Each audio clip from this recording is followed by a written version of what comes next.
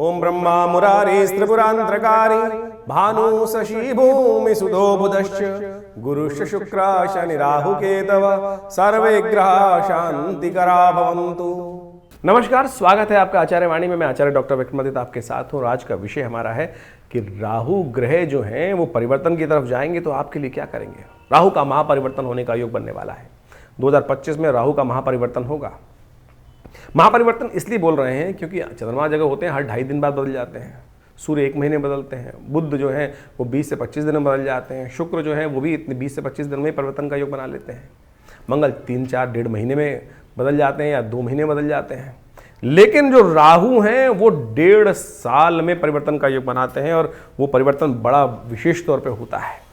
अब राहु का परिवर्तन 2025 में होने के योग बनने वाले हैं। जो आपकी राशि के दृष्टिकोण से देखें तो बाकी सब ग्रह सीधी चाल चलते हैं, सीधी चाल समझ में आती है। लेकिन कोई चाल अगर टेढ़ी चल रहा है, उल्टी चल रहा है तो क्या होगा, उसकी चाल तो उल्टी रहेगी। तो राहु एक बड़े विचित्र तौर के ग्रह माने जाते हैं। भ्रमात्मक ग्रह, दुस्साहस कराने वाले ग्रह। साहसी बहुत है लेकिन दुस्साहस करने के लिए भी अद्भुत है।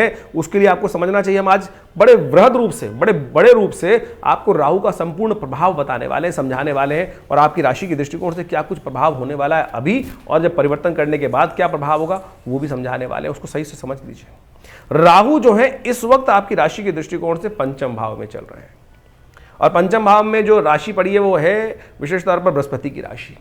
और बृहस्पति और राहु की युति कभी ठीक नहीं होती। वो हमेशा अनकन्वीनियंट ही है। वो योग ऐसा देता है कभी ठीक नहीं माना जाता। आमतौर पे ग्रह दोष के अनुसार से गुरु चांडाल योग का दोष बन जाता है। और यानी उस घर में कारण क्या है, बृहस्पति सात्विक बुद्धि के आदमी है, सात्विक ग्रह के स्वामी है, सात्विकता रखते हैं मनोमस्तिष्क में। और राहु जो है वो दैत्य प्रवृत्ति के है। अब दैत्य प्रवृत्ति की क्या होती है, दैत्य प्रवृत्ति को हर चीज नेगेटिव समझ में आती है, तामसिकता समझ में आती है, कुचाले समझ में आती हैं। और देवता को क्या होती है, सीधी सीधी काम पसंद आते हैं। आहार ही देख लो, सीधा साधा आहार देवता ग्रहण करते हैं। और जो नेगेटिव प्रवृत्ति के लोग होते हैं उनको रोज चखना भी चाहिए, बाकी चीजें भी चाहिए, सब कुछ चाहिए। वो अलग अलग चीजें रहने की आती है, अय्याशी और बहुत सब जो नेगेटिव प्रभाव है वो सब। अब बुद्धि वाले भाव में राहु महाराज इन दिनों चल रहे हैं आपके लिए। भ्रम की स्थिति उत्पन्न करते दिखाई दे रहे हैं क्योंकि राहु स्वयं भ्रम है। बुद्धि में भ्रम उत्पन्न कर सकते हो। आपने देखा होगा पिछले 18 महीनों में जो स्थिति हुई, अक्टूबर करीब 2023 में यहां पर आए और तब से लेकर यहां चल रहे हैं। और अब स्थिति क्या है, उसके बाद भ्रमात्मक स्थिति उत्पन्न करते दिखाई दे रहे हैं। बुद्धि में भ्रम, नेगेटिव प्रभाव उत्पन्न करते दिखाई दे रहे हैं। विद्या के क्षेत्र में आपको सही चीजों की जगह कुछ गलत चीजें साथ में। देखिए अब कुमति सुमति सबके उड़ रही आपके मन में। अब व्यक्ति पे डिपेंड करता है कि उसका समय कैसे चल रहा है, वो कुमति का रास्ता पकड़ता है या सुमति का मार्ग पकड़ता है। अब राहु बुद्धि में चल रहे हो तो क्या होता है कि सुमति साथ साथ आते आते कुमति खट से पकड़ी जाती है। इस बात का ध्यान रखना पड़ेगा। अभी है राहु यहाँ पर, उसको सुमति की तरफ ले जाने का आपको प्रयास करना चाहिए। पारिवारिक कारणों से कई परेशानी कर सकते हैं राहु महाराज जिस वक्त चल रहे हैं। और जब बदलेंगे तो क्या होगा, वो सुख की तरफ जाएंगे, सुख वाले भाव में जाएंगे। अब राहु का एक प्रभाव बड़ा विचित्र है। राहु चीजों को बड़े हठ रूप से चलता है। चतुर्थ भाव किसका स्वामी है, चतुर्थ भाव जो भाव है वो है सुख का, गाड़ी का, वाहन का, मकान का। और छोटी मोटी चीजें पसंद नहीं आने वाली राहु को। राहु को बड़ी चीजें पसंद आती हैं। अभी हम कथा सुनाने वाले हैं, उस कथा का सार समझना।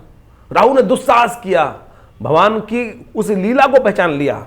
यानी समझ, राहु की समझ से ज्यादा समझ किसी की नहीं है। समस्त देवता दैत्य बैठे थे दूसरी तरफ, लेकिन वो समझ नहीं पा रहे थे कि भगवान क्या मोहिनी अवतार धरकर क्या चाल चल रहे हैं। लेकिन राहु ने वो चाल पहचान ली, भगवान की अरे परात्पर ब्रह्म की चाल पहचान ली। तो रानी राहु जो है इतना बुद्धिमान ग्रह है कि वो आपको बहुत बुद्धि में चाल को समझने की स्थिति दे सकता है। लेकिन फिर भी यदि आप अपने कर्म को सुधार नहीं पाओगे ना तो कष्ट में फंस जाओगे। इस चीज को आपको समझने की आवश्यकता है।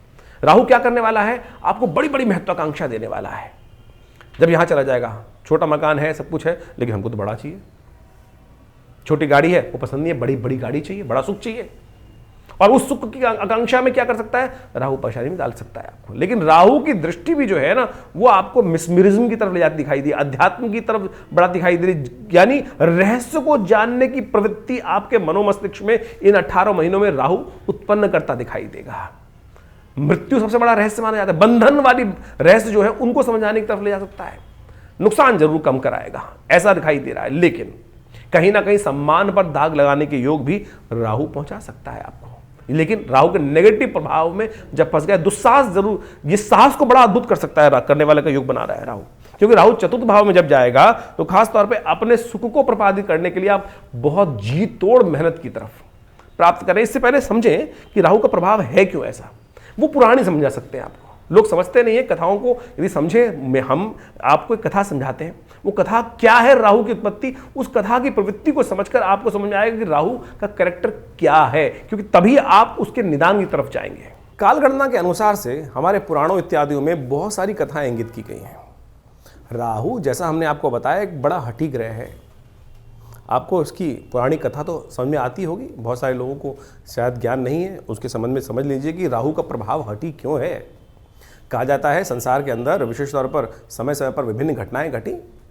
एक बार संसार में समस्त कहा जाता है कि देवताओं और दैत्यों ने मिलकर सोचा कि अब संसार में बहुत सारी निधि की समाप्ति हो गई है, बहुत सारे चीज़ें कम हो गई हैं, निधि समाप्त हो गई थी संसार से। महालक्ष्मी जो है वो सागर में विराजमान हो गई थी और पूरे संसार से ऐश्वर्य, समृद्धि इत्यादि धीरे धीरे क्षय हो गई थी। तो कहा जाता है कि आवश्यकता आविष्कार की जननी है। जिस प्रकार से तो देवताओं ने और दैत्यों ने मिलकर कुछ विचार किया, क्यों ना शोध किया जाए, मंथन किया जाए। तो उन्होंने सागर मंथन करने के लिए सुंदर व्यवस्था बनाई। जब सागर मंथन किया, उसमें से विभिन्न विभिन्न रत्न, 14 रत्न जिनके बारे में कहा जाता है, वो उपस्थित हुए। महालक्ष्मी उपस्थित हुई, चंद्रमा उपस्थित हुए, ऐरावत हाथी उपस्थित हुआ, उच्च श्रवा घोड़ा उपस्थित हुआ, काल जो जहर था वो उपस्थित हुआ, और साथ साथ अमृत भी उपस्थित हुआ। अमृत यानी वो तत्व जो इस संसार में अमरता को प्रदान करते हैं। हम सब मानव हैं और हम सब की इच्छा क्या होती है, किसी प्रकार भी संसार में मृत्यु लोक में आने के बाद जाए ना, अमृत तत्व किसी ना किसी प्रकार से मिल जाए। देवताओं और दैत्यों में भी यही बहस की मुद्दा बना। अमृत तत्व निकला जब मंथन से, रिसर्च करोगे तो कुछ ना कुछ, जब मंथन करोगे तो कुछ ना कुछ अमृत निकल के ही आएगा, कुछ ना कुछ लाभ प्राप्त होगा ही होगा। जैसे दूध को मथा जाए तो उसमें से मक्खन निकलेगा ही। हर एक की इच्छा होती है मक्खन को किसी प्रकार से उपयोग किया जाए, लेकिन जो ग्वाला होता है उसको निकाल कर बेच देता है, पैसा कमा लेता है उससे। उसी प्रकार से जब अमृत निकल कर आया तो अब देवताओं ने और दैत्यों में छीना झपटी शुरू हुई, और उस अमृत को प्राप्त करने के लिए कहा जाता है कि भगवान ने जब छुपा के बहुत दिन रखा गया, उसके बाद भी वो समाप्त नहीं हुआ द्वेष आपस में, तो भगवान नारायण उपस्थित होते हैं बीच में, और भगवान नारायण ने उपस्थित होकर सबको समझाया, देखो मैं बांटता हूँ, सबको इसको बांटने का प्रयास, सुंदर रूप से व्यवस्था बनाई, और मोहिनी रूप भगवान ने धरा और कहा। भगवान अब सोचे कि बहुत सारे लोग भ्रांति उत्पन्न कर सकते हैं कि मोहिनी रूप धर के तो एक तरह से छल किया गया। देखिए एक बात समझ लें, जिस बात को प्रतिपादित करना चाहिए छल नहीं था, सत्य था। इसलिए था कि दैत्यों को अगर आप दे देते, गलत व्यक्ति के हाथ में यदि पावर दे दोगे, इस वक्त विश्व की सबसे बड़ी जो मिसाइलें हैं किसी गलत व्यक्ति के हाथ में आ जाएं तो वो क्या करेगा, विश्व को डरा धमका कर सब कुछ अपना वर्चस्व स्थापित कर लेगा। तो भगवान नारायण ने जो सुंदर व्यवस्था बनाई कि अमृत तत्व का उपयोग दैत्य किस प्रकार से करेंगे, देवता किस प्रकार से करेंगे, वो पहले से ही अच्छे से समझते थे। तो उन्होंने सुंदर व्यवस्था को बनाने का प्रयास किया कि दैत्यों को किसी प्रकार भी अमृत नहीं मिलना चाहिए। उन्होंने देवताओं को और दैत्यों को अलग अलग पंक्ति में बिठाया, और कहा जाता है कि जैसे ही वो अमृत तत्व उनको पिलाते थे, और देवताओं को अमृत पिलाते चले जा रहे थे, और जब अपनी माया से वशीभूत करके दैत्यों को सुरा यानी कुछ साधारण जल जो था वो पिलाते चले जा रहे थे। सबको लग रहा था कि अमृत तत्व प्राप्त हो रहा है, लेकिन भगवान का जो स्वरूप था मोहिनी अवतार में सारे संसार को मोहित कर कर इस प्रकार की व्यवस्था बना ली थी। कहा जाता है एक राक्षस था, शास्त्र में उसकी अनेक अनेक कथाएं हैं, लेकिन हमने जितना अध्ययन किया, स्वर्ण नाम का एक राक्षस था। स्वर्ण नाम का एक राक्षस था, उसने इस छल को देख लिया, पहचान गया भगवान को कि भगवान क्या कर रहे हैं कि देवताओं को अमृत पिला रहे हैं, और जो दानव हैं, दैत्य हैं, उनको अमृत की जगह कुछ और पिलाया जा रहा है, और समझ में किसी को आ नहीं रहा है। तो वो चुपचाप उस पंक्ति से, दैत्यों वाली पंक्ति से निकल कर, कहा जाता है कि देवताओं की पंक्ति में स्वर्ण नाम का राक्षस जो था, दैत्य था, और कहा जाता है वो उत्पन्न ऋषि कश्यप से हुआ था, और सिंहिका नाम की उसकी माता थी, और वो वहाँ कश्यप गोत्र है उसका, जो राहु है उसका कश्यप गोत्र माना जाता है। कहा जाता है कि वो वहाँ जाके देवताओं की पंक्ति में बैठ गया, और जैसे ही वो बैठा जाकर और भगवान पिलाते पिलाते उसकी बारी आ रही थी। ये छल जो था, ये सांप जो किया इसने, जो स्वर्ण नाम के राक्षस ने देवताओं की पंक्ति में आके बैठने का, ये पहचान लिया किसने? सूर्य ने और चंद्रमा ने। सूर्य और चंद्रमा ने ये सूचना देवराज इंद्र को दी, और देवराज इंद्र ने ये सूचना जैसे ही भगवान को दी कि भगवान आप जिसको अमृत पिलाने जा रहे हैं वो देवता नहीं, राक्षस है, दानव है, स्वर्ण नाम का राक्षस है। तो भगवान ने जैसे ही पान करवा रहे थे भगवान उस देवता स्वरूप में बैठे हुए उस राक्षस को, स्वर्ण को, तो उसने जैसे ही पान किया तो भगवान ने जैसे ही उसको मुंह में जा चुका था उसके अमृत जो था, भगवान ने चक्रधारी भगवान ने चक्र चलाकर उसकी गर्दन काट दी। जो मुख था वो राहु बन गया और जो अधोभाग था वो केतु के रूप में उपस्थित हो गया। तो समझे ये स्वभाव कैसा है। अब यहां राहु की उत्पत्ति हो जाती, ये है राहु।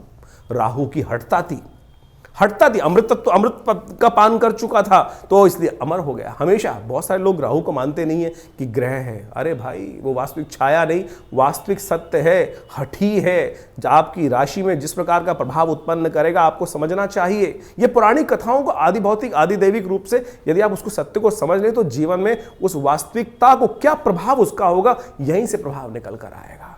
वो राहु का जो प्रभाव है छल रूप से करके, यानी क्या छला उसने?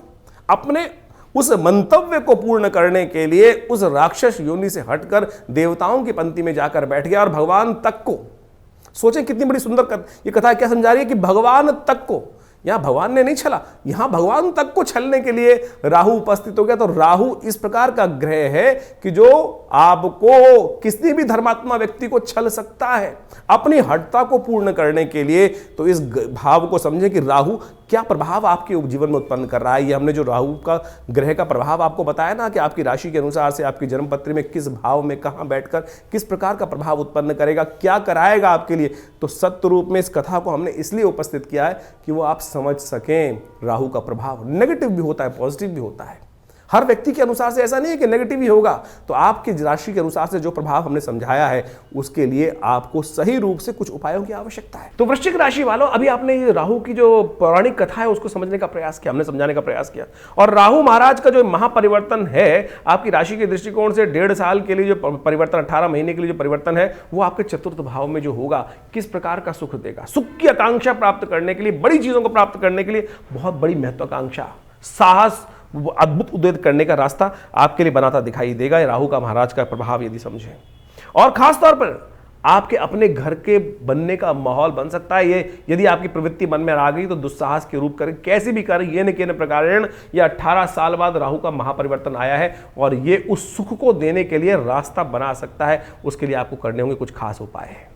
यहां उपाय बहुत जरूरी है। राहु के नेगेटिव प्रभाव से हटाकर सुख के पॉजिटिव उपायों को करने के लिए कुछ खास उपाय यदि आप कर लें तो बहुत सुंदर रूप से आपके लाभ मिल सकते हैं। सबसे पहले तो माता की सेवा, सबसे पहले माता की सेवा, मां दुर्गा की उपासना, मां अपनी स्वयं की मां की जितनी सेवा कर सकते हो वो करने का प्रयास करना। जितने आपके संबंध माता के साथ खराब हुए, जितना मां का आशीर्वाद से आप दूर हुए कि आप उतने दुर्भाग्यशाली बन जाओगे। सेवा भाव अपने मन में, सरलता से सेवा भाव आता है, हठता से सेवा भाव नहीं आता। अब आपके मन में सेवा है और आप चाहते हो अपने अनुसार से चलने का प्रयास करें, बड़ों को अपने अनुसार चलाने का प्रयास करें, वो सेवा नहीं हुई। सेवा से सरलता से सेवा होने का योग बनाना चाहिए। ये सबसे बड़ा राहु का उपाय आपके लिए हम बता रहे हैं। नित्यपति राहु के मंत्र का जप, ओम भ्रांग ह्रीं भ्रौं सह राहवे नमः। मां दुर्गा की सुंदर उपासना करने का प्रयास करें। साल में 2 नवरात्रि मुख्य नवरात्रि आते हैं, चैत्र शारदीय, उसके बाद 2 गुप्त नवरात्रि आते हैं। दुर्गा सप्तशती का पाठ नित्यपति अपने द्वारा भी करें, हो सके तो दुर्गा सप्तश्लोकी का पाठ करने का प्रयास कर लो और पूरी दुर्गा सप्तशती का यज्ञ अवश्य करने का प्रयास करें। ये हमारा अनुभव है, हमने देखा है। यदि आप ये उपाय करोगे ना तो राहु के नेगेटिव प्रभाव को ठीक करने के लिए बहुत सुंदर तरीके से आपके लिए रास्ता बनती दिखाई देगी। राहु ग्रह को ठीक करने के लिए शास्त्र में अनेक अनेक उपाय बताए गए। राहु भ्रमकारक ग्रह है, राहु वास्तव में मिथ्यात्मक ग्रह है, राहु बड़ा महत्वाकांक्षी है और इन सब का प्रभाव राहु पर जब पड़ता है तो उसके लिए ठीक करने के लिए देखिए, सकल पदार्थ हैं जग माही कर्महीन पुरुष पावत नाही, ये तुलसी बाबा ने बहुत सोच समझ के एक बात लाइन लिखी है। और उन सब उपायों को किस प्रकार से ठीक रूप से किया जाए। अब आपकी राशि के अनुसार से आपने राहु का पूरा प्रभाव समझा, कुछ विशेष उपाय भी किए, लेकिन कुछ जनरल उपाय भी हैं शास्त्र के अनुसार से। कुछ जनरल उपाय इतने बढ़िया रूप से हैं कि यदि राहु ग्रह के दुष्प्रभाव को ठीक करने के लिए, अब क्या है कि जैसे दवाइयां होती है वो एक ही दवाई तो है नहीं कि एक ही दवाई को खाएंगे ठीक कर लेंगे। अब हर भ्रांति के व्यक्ति को ठीक करने के लिए 5 उंगलियां बराबर नहीं है, अरबों लोग हैं और अरबों लोगों के हिसाब से अनेक उपाय। किसकी भ्रांति? किसी की दीक्षा, किसी का मंत्र में इच्छा ना हो तो वो राहु का उपाय कैसे करेगा? किसी की किसी और चीज में इच्छा ना हो तो वो कैसे राहु का उपाय ठीक करेगा? तो हम अनेक उपाय आपके समक्ष उपस्थित कर रहे हैं। देखिए, वैसे तो सबसे श्रेष्ठ जो है वो जो उपाय है राहु के, वो तो मंत्र, दान और साथ में औषधि विज्ञान के अनुसार से जो उपाय बनते हैं वही बनाने चाहिए। 3 तरह के उपाय शास्त्र में सुंदर रूप से प्रमाणित जो बताए गए हैं, 3 कैटेगरी के उपाय, वो है सबसे पहला मंत्र, फिर दान और उसके बाद औषधि। प्रकृति से जो औषधि उत्पन्न होती हैं वो सब राहु के नेगेटिव प्रभाव को ठीक करने के लिए बहुत अद्भुत कार्य करती हैं। उन सबको सही समय पर सही रूप से कर लिया जाए तो बहुत अच्छे से लाभ मिलता है। सबसे पहले तो ये समझने का प्रयास करना चाहिए कि राहु हमारी कुंडली में नेगेटिव प्रभाव कर रहा है या हमारी कुंडली में पॉजिटिव प्रभाव कर रहा है। एक बात सीधी तरह से हम आपको सिद्धांतिक तौर पर समझा देते हैं। राहु का संबंध बिल्लियों के साथ होता है। देखिए, यदि आपकी कुंडली में राहु नेगेटिव चल रहा है तो देखिएगा आपके घर के आसपास या तो बिल्लियां रो रही होंगी, बिल्लियां लड़ रही होंगी, रात्रि में बिल्ली के रोने की आवाज़ आती है, बिल्ली के लड़ने की आवाज़ आती है, तो समझ लेना चाहिए आपका राहु का प्रभाव कहीं ना कहीं नेगेटिव चल रहा है। कहीं ना कहीं राहु का प्रभाव आपकी कुंडली में नेगेटिव है। और यदि आप अध्यात्म से विमुख हो रहे हैं, राहु का प्रभाव एक सबसे बड़ा है, राहु ग्रहण कारक ग्रह है। राहु सूर्य को भी ग्रसित कर लेता है, जैसे हमने आपको समझाया। नैसर्गिक दृष्टिकोण से सबसे ताकतवर ग्रह माना जाता है राहु ग्रह। कोई उसके आगे चलता नहीं है किसी का बस।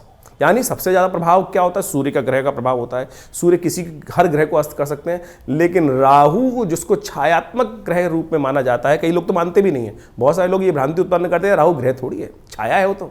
अरे भैया, राहु का प्रभाव नैसर्गिक दृष्टिकोण से यदि आप पढ़ोगे, ज्योतिष की गणनाएं सीखोगे, तो सबसे ज्यादा नैसर्गिक दृष्टिकोण से बलशाली ग्रह जो है वो राहु ही माना जाता है। और कहा जाता है, जिस प्रकार समझें कि राहु सूर्य को भी ग्रसित कर लेता है।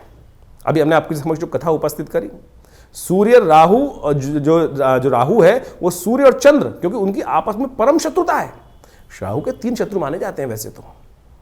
जी हाँ, राहु के 3 शत्रु माने जाते हैं, सूर्य, चंद्र और केतु भी, क्योंकि बिल्कुल उल्टा प्रभाव है। राहु के बिल्कुल स्वभाव से उल्टा प्रभाव है केतु की। हम कभी गणना करेंगे, बताएंगे आपको। लेकिन इस वक्त समझे कि जब राहु जो है सूर्य को ग्रसित कर लेता है, ग्रहण लगा देता है। जो सूर्य सबको अस्त करता है उसको अस्त कर देता है, फिर चंद्र ग्रहण लगा देता है, तो सबसे ज्यादा बलशाली ग्रह माना जाता है। तो इसका प्रभाव बिल्कुल अवश्य होता है हर व्यक्ति के ऊपर। तो इसके प्रभाव को ऐसा हल्का नहीं समझना चाहिए। तो इस प्रकार से बहुत सारे उपाय शास्त्र में वर्णित हैं, उनको हम आपके समक्ष रखने का प्रयास करते हैं। उनमें से अनेक उपाय शास्त्र के अनुसार से कर सकते हैं। अब ये बात समझे कि जो किस प्रकार से कब किया जाए उपाय। देखिए, हर ग्रह का समय है, हर ग्रह की एक दिन माना जाता है। जैसे सूर्य का सूर्यवार संडे है, सूर्य रविवार उसको बोला जाता है, चंद्रमा का सोमवार है, मंगल का मंगलवार है। इसी प्रकार से अब राहु और केतु का कोई ग्रह तो है नहीं, कोई समय तो है, कोई दिन तो है नहीं। लेकिन राहु का जो समय है वो है प्रदोष काल, सायंकाल जो प्रदोष काल है। सूर्य अस्त जब हो जाते हैं, अंधेरा नहीं होता है, जो वो करीब करीब 2 घड़ी का आसपास का समय, 45 मिनट के आसपास का समय, वो राहु का वास्तविक समय माना जाता है, जिसको पक्की शाम बोला जाता है। तो ऐसा समय जो है वही प्रदोष काल है। इसलिए संबंध किससे निकला? शिव के साथ संबंध निकला। प्रदोष काल जो है सबसे श्रेष्ठ माना जाता है शिव के लिए, समस्त दोषों से रहित काल माना जाता है। और ऐसे में शिव के की आराधना, समस्त प्रकार के दोष जो है ना, ग्रहों के प्रभाव जो है वो त्रिपुरारी हर सकते हैं। तुलसी बाबा ने कहा है ना कि जो त्रिपुरारी हैं वही हमारे जो जीवन को शुभ कर सकते हैं, समस्त दोषों को हर सकते हैं। त्रिपुरारी भगवान शंकर जो हैं वही समस्त दोषों को हर सकते हैं। तो भगवान शंकर की समस्त प्रकार की आराधनाएं जो हैं वो राहु के नेगेटिव प्रभाव को दूर करती हैं। तो शाम के समय भगवान शिव का सुंदर रूप से अभिषेक करना, दूध से करना, जल से करना, घी से करना, शहद से करना, ओम नमः शिवाय का जप करना, बिल्वपत्र अर्पित करना, रुद्राभिषेक करना। उपयुक्त ब्राह्मणों के द्वारा जब राहु का नेगेटिव प्रभाव चल रहा हो तो क्या कर लें? सबसे पहले रुद्राभिषेक कर लें भगवान का। ये बड़े सुंदर रूप से कार्य कर सकता है। और साथ साथ क्या करें? ओम भ्रांग भ्रींग भ्रौंग, जैसा हमने आपको बताया अभी कुछ देर पहले, ओम भ्रांग भ्रींग भ्रौंग से राहवे नमः। ये राहु का बहुत अच्छा मंत्र है, इसका जप कर लिया कीजिए। एक और राहु का उपाय प्रभाव बताए, राहु का मंत्र जप जो करें रुद्राक्ष की माला से कर सकते हैं, वो कोई दिक्कत नहीं है, लेकिन बड़े शुद्ध रूप से करें। बड़ा सीधा साधा मंत्र है, ओम भ्रांग भ्रींग भ्रौंग से राहवे नमः। एक काम और कर सकते हैं, जो पूजा वाले नारियल होते हैं ना, जब राहु का नेगेटिव प्रभाव किसी प्रकार भी ठीक ना हो रहा हो तो एक काले कपड़े में शनिवार के दिन रात्रि के समय शाम को जब सोएं तो अपने सिराने 4 पूजा वाले नारियल काले कपड़े में लपेट के रख लें और सुबह किसी चलते पानी में उसको प्रवाहित कर दिया करें। ये राहु का बहुत अच्छा नेगेटिव प्रभाव को दूर करने के लिए अद्भुत उपाय है। और साथ साथ एक उपाय और हम बताने का प्रयास करें। मां दुर्गा की सुंदर आराधना भी राहु के नेगेटिव प्रभाव को ठीक करती है। एक बात और समझ लें, किसी प्रकार का तामसिक आहार, किसी प्रकार का गलत भावों में जाना, ये राहु के नेगेटिव प्रभाव को और बढ़ा देगा। राहु किसका प्रतीक है? अभी हमने आपको कथा समझाई, राहु जिद का प्रतीक है। अभी आपके मनोभाव में यदि जिद आ रही है तो यानी वो समझ लीजिए राहु नेगेटिव प्रभाव उत्पन्न कर रहा है। इतना हटी कि जाकर भगवान के उस छल को पहचानने के बाद उस भी अपनी हटता पे अड़ा रहा। देखिए सामने किससे लड़ने जा रहा था, एक साधारण राक्षस भगवान नारायण से लड़ने के लिए उपस्थित हो गया और उनके विमुख जाकर यानी अपनी हटता, अपने मंतव्य को पूर्ण करने के लिए इतना हटी राहु ग्रह है कि जाकर वहां बैठ जाता है। उसको पता था मेरा क्षय होना निश्चित है, लेकिन फिर भी दाव खेल जाता है। तो ऐसा हटी राहु ग्रह, उसको ठीक करने के लिए गोमेद रत्न बड़ा अच्छा है। 8 रत्ती का गोमेद आप धारण कर सकते हैं, लेकिन शुद्ध रूप से मिल जाए तो। आज की तारीख में तो रत्नों का ऐसा हिसाब किताब हो गया है कि वो लैब में बनाकर लोग बेच देते हैं, फिर वो कल्चर्ड है तो क्या उत्पन्न करेंगे। इसके साथ साथ आप राहु का जो प्रभाव है वो भी उसको ठीक करने के लिए कार्य कर सकते हैं। आप एक काम कर सकते हैं, कोयला लेकर यदि शाम के समय चलते पानी में उसको प्रवाहित कर दीजिए। कभी कभी ये उपाय कर लिया कीजिए। मूली का दान करना भी राहु के लिए बड़ा अच्छा उपाय माना जाता है। एक उपाय और बताएं आपको हम, बड़ा सुंदर उपाय है। देखिए राहु जो प्रभाव है ना, वो भ्रम का प्रभाव है। भ्रम छाया कारक ग्रह है। राहु के उपाय को, राहु के नेगेटिव प्रभाव को ठीक करने के लिए काम कर सकते हैं आप नित्य प्रति। देखिए हमने जैसे कहा कि औषधि जो विज्ञान है वो बड़ा सुंदर है। अपने घर में गूगल की धूम्र उपस्थित किया करें। शाम के समय अवश्य काम करें कि एक कोयले का जो या लकड़ी का बना लीजिए कोयला, उसके अंदर हवन इत्यादि की सामग्री डालकर उस जो लकड़ी का कंडा है उसको रख लीजिए। या गोबर का जो विशेष तौर पर जो उपला बनाया जाता है उसमें आग लगाने के बाद उसके ऊपर थोड़ी सी गूगल अष्टगंध के अंदर आती है गूगल, एक पेड़ का गोंद होता है गूगल के पेड़ का, उसको डाल दिया जाए। ये बड़ा सुंदर प्रभाव है। राहु के नेगेटिव प्रभाव को धूम्र उपस्थित कर आप राहु के नेगेटिव प्रभाव को ठीक कर सकते हैं। राहु के विभिन्न कोण हैं। जो नैऋत्य कोण माना जाता है वो राहु का कोण माना जाता है। उस कोण को, घर को साफ रखने का प्रयास करें। गंदगी ना रखें उस कोण को। उस राहु जब नेगेटिव हो रहा होता है, समझ लीजिए उस कोण में घर में नेगेटिव आनी शुरू हो जाती है। उस कोण में कम से कम जूते ना रखें। नैऋत्य कोण में जूते ना रखने का प्रयास करें, गंदा ना रखने का प्रयास करें। और तो और समझे, राहु का नेगेटिव प्रभाव जब हो रहा हो, घर के दरवाजे जो है वो क्या होता है, आवाज करने लगते हैं। ची ची ची की आवाज आने लगती है, चिटकनी खराब होने लगती है, तो उनको ठीक रखने का प्रयास करना। ये सब वास्तविक दृष्टिकोण से भी बड़ा सुंदर उपाय है। इनको रखने का प्रयास ठीक करेंगे तो बहुत सुंदर रूप से लाभ प्राप्त होगा। जो आपके घर में राहु क्या है, एक नेगेटिव ग्रह है और धूम्रात्मक ग्रह है। कोशिश ये करें आपके घर में गंदगी नहीं होनी चाहिए। जैसे आपके नहाने की जगह, स्नान करने की जगह है, वहाँ बहुत सारी, कई बार क्या होता है काई लगी है, कुछ लगी है, घर में बहुत सारी सीलन आई हुई है, तो समझ लीजिए राहु का नेगेटिव प्रभाव आपके जीवन में चल रहा है। उसको तुरंत ठीक करने का प्रयास करें। फटी हुई चप्पल पहन रखी है, ये राहु का नेगेटिव प्रभाव है। और अब क्या होता है कि व्यक्ति चलाए चले जाते, दरिद्रता को पाल के रखते हैं। तो ऐसे में उनको ठीक करने का आपको प्रयास कर लेना चाहिए। यदि इन सब चीज़ों को हमने जो उपाय बताए उनको आप कर लें। राहु का यंत्र अपने आप में बहुत जबरदस्त चीज़ है। राहु के मंत्र से करीब 18,000 मंत्र को जप करके ओम भ्रांग भ्रींग भ्रौंग से राहवे नमः, इस मंत्र से सिद्ध करा हुआ राहु का यंत्र आप स्थापित कर सकते हैं। ये 1.5 साल तक बिल्कुल रूप घर में रखें। उसका नेगेटिव प्रभाव यदि सही रूप से जप हुआ है। बहुत सारे लोग तो जप ही नहीं करते हैं, केवल लिया और आज की तारीख में बाजार में जितने मिल रहे हैं राहु के यंत्र के रूप में उपस्थित किया गया, वो केवल आकृति नहीं है। उसको जो जैसे आप मान के चले मूर्ति प्रतिष्ठा की जाती है मंदिर के अंदर, तो मूर्ति को प्रतिष्ठा करने के लिए एक पूरा विज्ञान है। उसके अनुसार से पूजा पाठ कर 10-12 दिन तक उसकी व्यवस्था की जाती है, तब वो प्रतिष्ठित होती है। उसी प्रकार से यंत्र भी प्रतिष्ठा करने की सुंदर व्यवस्था बनाई गई है शास्त्रों के अनुसार से, तब तो वो जागृत हुआ। नहीं तो केवल वो आकृति है, नहीं तो केवल वो कागज का टुकड़ा है या जिस पे भी बना हुआ है उसका टुकड़ा है। यदि सिद्ध राहु के यंत्र को स्थापित कर आप चांदी के पत्रे पर लगा रहे अपने घर के द्वार पर लगवा दें, तो राहु के नेगेटिव प्रभाव को ठीक करने के लिए बहुत सुंदर रूप से कष्ट का निवारण करने का योग बन जाता है। तो ये छोटे छोटे उपाय हम आपको बताने का प्रयास कर रहे हैं। एक काम और कर सकते हैं आप, तांबे के लोटे में जल रखकर रात्रि में रखिए और सुबह सुबह उसको किसी कटीले वृक्ष में डाल दिया करें। ये राहु के नेगेटिव प्रभाव को दूर करने के लिए सबसे अच्छा उपाय माना जाता है। वट वृक्ष का संबंध राहु के साथ भी माना जाता है। वृक्षारोपण, किसी देवस्थल पर जाकर आपके द्वारा कोई वट वृक्ष लगाएं और घर के नैऋत्य कोण की तरफ लगाने का प्रयास करें। घर के नैऋत्य कोण की तरफ यदि आप कोई ऐसा बड़ा विशाल वृक्ष लगाकर दूर, घर से दूर, पार्क इत्यादि में नैऋत्य कोण की तरफ चलते हुए लगाएं और उसको नित्य प्रति पोषित करें, तो ये राहु के नेगेटिव प्रभाव को ठीक करने के लिए बहुत अच्छा उपाय कर सकता है। सीधे साधे उपाय जो हमने आपके समक्ष उपस्थित किए हैं, ये करेंगे तो बहुत अच्छा रहेगा। सबसे बढ़िया श्रेष्ठ उपाय भगवान शिव की आराधना, तिलोदक, तिल के जल से तिल मिलाकर उसके द्वारा भगवान का सुंदर अभिषेक, भस्म के द्वारा भगवान का अभिषेक करना, ये समस्त चीज़ों से राहु का नेगेटिव प्रभाव, देखिए इतने उपाय हमने आपको बताए, इनको समझ लीजिए, करेंगे तो बहुत सुंदर रूप से आपके नेगेटिव प्रभाव को ठीक करने के लिए राहु अद्भुत रूप से आपकी सहायता ही करेंगे, लाभ ही देंगे। तो ये आपने राहु का जो प्रभाव है आपकी राशि के अनुसार से समझा, लेकिन जन्मपत्री तो है, पूरे बहुत सारे ग्रहों का योगा योग का प्रभाव है, वो उसको समझना चाहिए। लेकिन एक स्पेसिफिकली ग्रह भी परिवर्तन कर कर जीवन में वारे न्यारे कर सकता है, इस बात को हमको समझना चाहिए।